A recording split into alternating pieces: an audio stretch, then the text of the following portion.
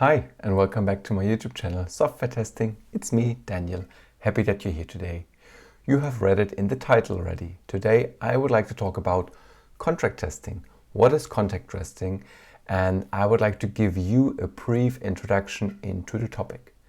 I've seen the topic floating around my social media timeline for a while now, and I was checking my video list and I saw okay, that's a blind spot that I have. I need to talk about it and I need to tell you what contract testing is all about. So let's take a look what it is. So first of all, welcome. As I said before, I talked already about many different testing topics on my channel, from unit testing, integration testing, end-to-end UI testing, different tools, different platforms, different techniques and stuff. And there's more to come. So in case you haven't subscribed yet to my channel, do so, because I have a long list of videos already prepared for you to come out the whole year already. So that's the thing. And I thought hey, contract testing is a blind spot, as I said before. I have seen it floating around in my timeline lately. Yeah. So I never talked about it. And that's why, hey, let's talk about contract testing and what this is all about. And that's why I made the video. So let's take a deep dive, not really a deep dive, but a good introduction into the topic, because it's a big topic. And at the end of the slides, I will also give you some further education that you can learn from, like books and blogs that you can use in order to get into the topic and to learn all about contract testing and how you can establish it in your setup and environment. So let's find it out in today's video what it's all about. So what is contract testing? It's a method that focuses on testing the interactions between different systems or components. Plain, simple, theoretical explanation. So it's a method that focuses on the interaction or the intersection and the communication between two systems, at least two systems, components, or other techniques, or not techniques, but systems involved. It is really beneficial in distributed tech stacks. And to be honest, if we look at our tech stacks these days, there is no single interface, there is no single system. There's always the systems are interconnected. There's usually a backend system, there's an API, there's a client service, a client front end. You have multiple systems where the data are coming into and floating around, and that's why contract testing is really cool for you in your setup.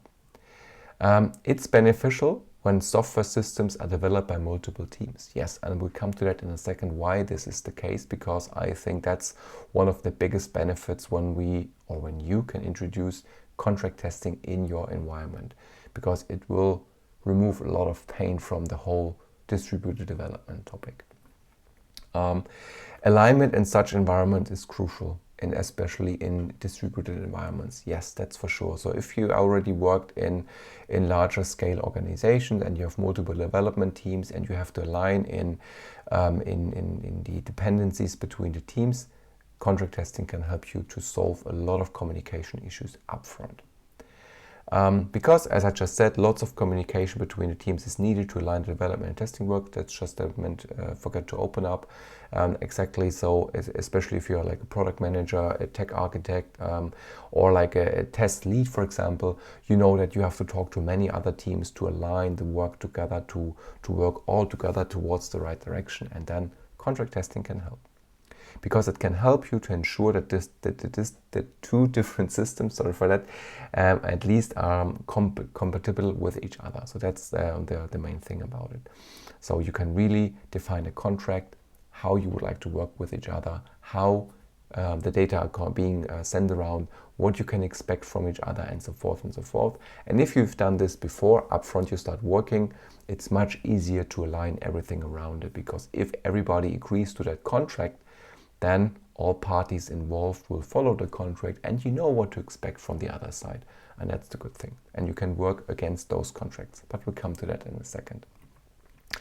And last but not least, the communication between systems is written down in the contract. Yes, I mentioned it before. That's the cool part of it. Everything is written down and you can rely on the contract that you agree upon. Yeah. And then last but not least, all parties have to align with the contract. So here's a simple workflow, a simple overview about in architecture. Like it's a typical backend. So we have a backend application over here. We have some APIs or an API, and we have some front end, being it a web interface, being it a mobile application, and so forth. So it's a typical client-server architecture. So once the front end would like to consume something from the backend, the front end needs to use the API provided by the backend in order to interact, to send requests, and to get response from the backend. And as you can see here, there's already the handshake, the contract behind it. Also, when you dive deeper into contract testing, you will find two other terms, not only like backend and front end. You will find the terms provider and consumer. And that's important because you can tackle the contract testing aspect from two different sides, either from the provider side or from the consumer side. And we come to that in a second as well. So, in a nutshell, what is contract testing?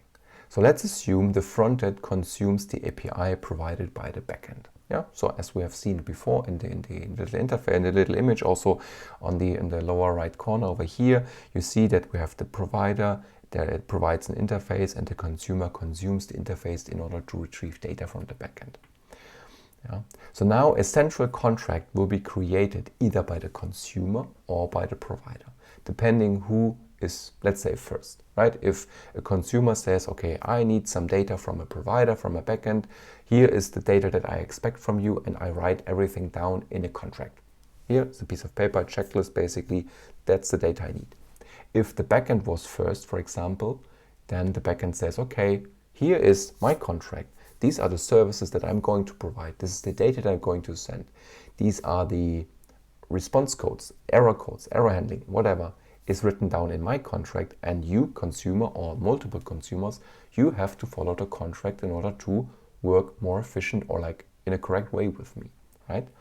And as I said, you can tackle this from two different angles. And if you tackle it from the consumer point of view, you will hear the term consumer-driven contract testing, or CDCT, or provider-driven contract testing, PDCT. Yeah, so depending on from which side you're tackling it.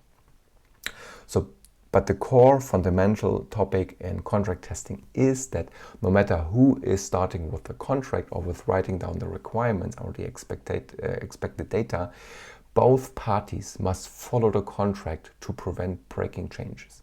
That's important. So no matter who's starting to define the contract, both parties have to agree upfront if they would like to follow the contract or not. The same thing if you go out and sign an insurance company, for example, or you sign any contract. You have to read everything through it. If you agree with all the points, you put your signature underneath, and you have to follow, basically. That's a similar thing. So let's take a look from the CDCT point of view, so from a consumer-driven point of view. As I said before, the consuming part defines its needs and expectations in a contract, and the provider must ensure that the needs are met. If we take a look at from the PDCT side, so from a provider point of view, the provider defines the contract and the consuming part must follow them, as I said before. So you can see both parts here. Yeah, and it doesn't matter from which part you start, at least you start from one side, not from both sides. I mean, you could also write down both. Both sides could write down their expectations and their data, and then you have to sit together physically in best case and to work towards the best possible solution for both parties, and then finalize the contract, negotiate on the things in the contract, and then you work towards it. Yeah, but key here is that the communication, as I just said, between the individuals is needed to negotiate the contract first. What I meant before is really, if you have your requirements and your specifications, this is something that you have to negotiate up front, and then both parties put their signature underneath, and then you work towards them, or even multiple parties. It's not limited to two, but at least you need two parties in order to have contract testing implemented. So how does it work? And I brought some little flow for you here. So as you can see here, we have the consumer on the left side, we have a mock provider on the right side. So what is this all about? So what we need is, we need a mock provider. So the consumer, in this case a front end, let's assume it's a web front end, runs test against a mock provider. Yeah, and the mock provider then has the data from, or like is mocking the data or like the behavior from the actual provider. Yeah, so it's a mock service here. And then the consumer sends requests to the mock provider, so the actual requests. And then the mock provider checks the request and sends the expected response. Yeah, so we expect that 1 + 1 is 2. The response is, yeah, it's the result. At the same time, the mock provider records the interaction between the consumer and the mock provider in the contract. And then the contract will be uploaded somewhere in your system, someplace, that the actual data provider can access it.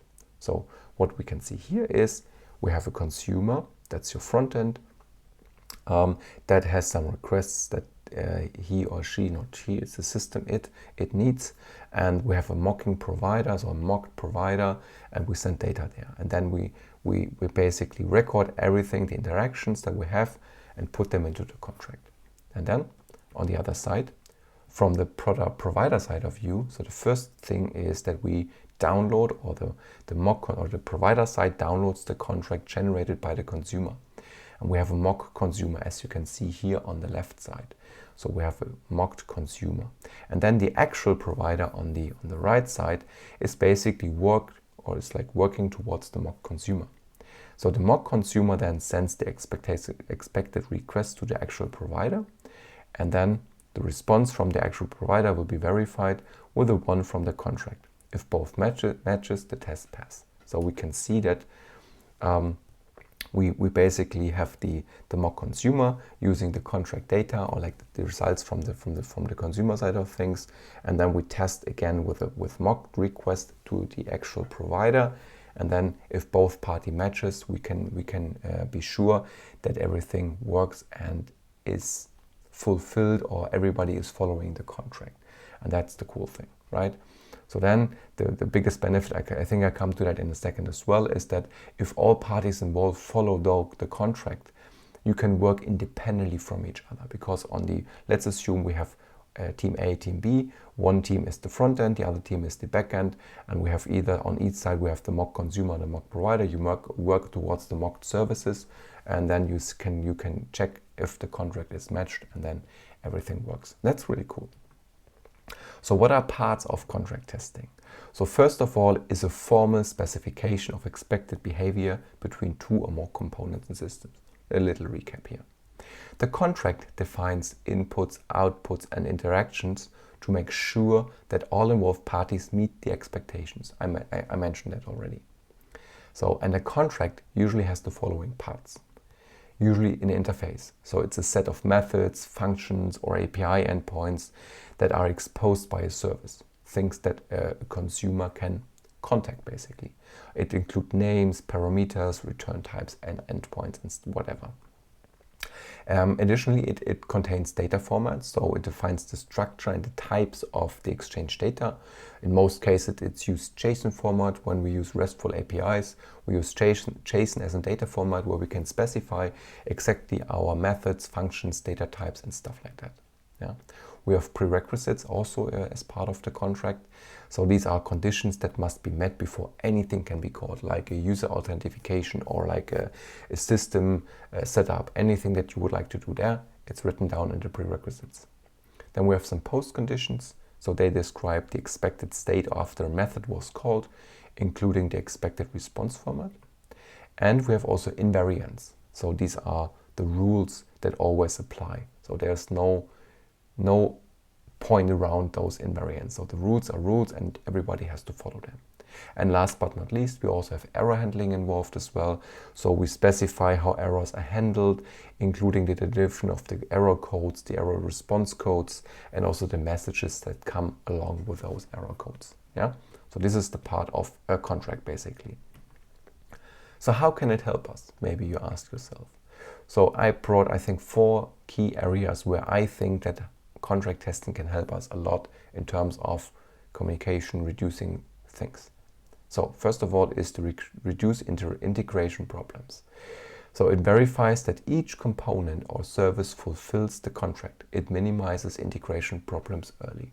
Imagine you have no contract and you work on a backend system and on a frontend system. And the backend is changing a field, a name field, an attribute, whatever. But nobody is telling the frontend that this has changed. The backend team is doing all their unit tests, integration tests, everything screens passed, and then one day before the release, or even on the release day, we do the big bang integration. Everybody comes together on one single master branch, and then boom, tests are read, because frontend cannot talk to the backend anymore, because the changed attribute is something that the frontend doesn't understand. And with contract test, we will minimize those integration problems early, because if something will be changed on the backend side, we will notice it on the front-end side, because the contract is not met, something is not passing. So it ensures also consistency. So the communication is written down in the contract. So all the involved parties have to follow the contract for green tests. That's cool, that's perfect. Yeah, so we have always consistency. We have easier maintenance. The contracts can detect unintended changes, what I just meant, and will support development teams finding issues faster and also informing teams earlier in terms of integration into CI/CD system. Last but not least, it also enables parallel development. I mentioned it before earlier. If all teams involved in the whole development life cycle follow the contract, or contracts can also be multiple contracts, then they can work independently of each other. And that's the cool part. You don't always have to align. You don't have to do like dailies together and stuff like that. You once sit down, define the contract, and define like, okay, this is what we would like to work on from each side of things, and that's what we agree on. And then if you work together, it just matches, and that's perfect. So make the plan before, make the contract before, and it will help you a lot. So less communication is needed between the development teams in the development phases, so like right when you're writing code, when you're testing, and that's the biggest benefit. Yeah, that's really cool. So this is a lot of stuff already that I think that contract testing can help us with. And last but not least, where can you learn more about it? I mean, I put the latest book from Marie Cruz and Louis Prescott here on the topic. Both wrote a really great book on contract testing in action. It's published by Manning in the Manning publisher point of view. Check the video description down below to get a link to the book. It's a really great book. It has a really great introduction to the topic. It explains in depth how to set it up for web clients, for mobile clients and stuff like that, in order for you to be more efficient with contract testing. I really enjoyed reading the book, by the way.